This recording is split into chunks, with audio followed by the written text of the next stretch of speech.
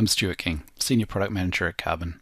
Today I've got a demo of approvals, a quick and easy way to send documents to clients for approval from within work in Karbon. You can see here I've got a payroll work item, so the first step is to add the approval task to a section. I'm going to call this one Request Approval from Jane because that's who we know will be doing the approval. If I click on the approval task, you can see where you'd usually see a description. There's a button that invites us to prepare documents for approval.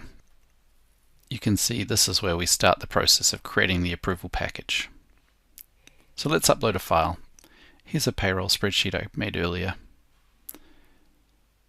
The approval package name comes from the work item name. Get rid of that dash as we'll use this in the email that goes out to the client. The next step is to add an approver. Jane's going to approve this, so we'll search for her and add her to the list of approvers. If we had more than one approver, we could select whether anyone could approve or whether we need everyone to approve. This is really useful when an approval can be delegated to someone else. We can also select a due date. This is the date after which the package can no longer be approved. We'll leave that blank for now. And on to the final page. This is where we set up the email that goes to the client.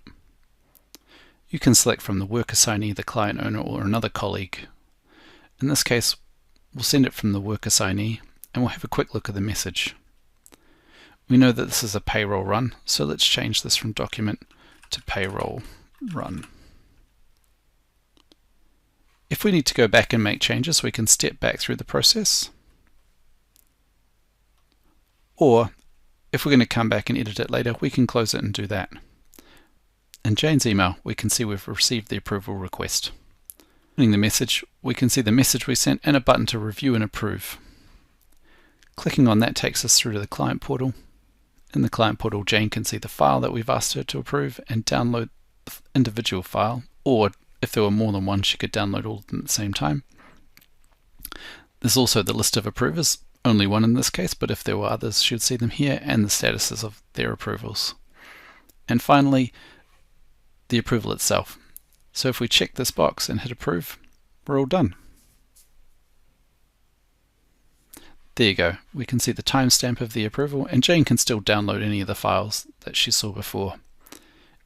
If she was logged into the client portal, she'd be able to see all the previous requests and download all of the previous files.